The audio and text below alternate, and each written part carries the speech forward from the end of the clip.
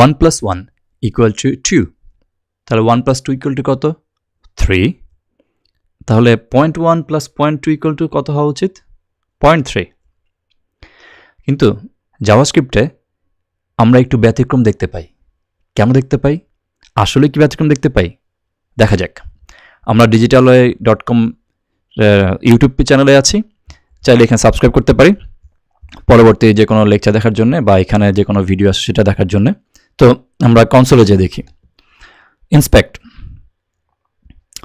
Console. এই console হচ্ছে এখানে আমরা চাইলে জাভাস্ক্রিপ্ট লিখতে পারবো, ব্রাউজারের জাভাস্ক্রিপ্ট।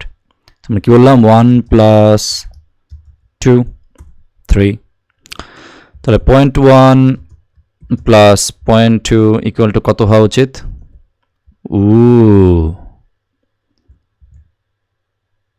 দেখা যাক 0.3, তারপর অনেক পরে একটা 4 দেখা যাচ্ছে। কাহিনী কি?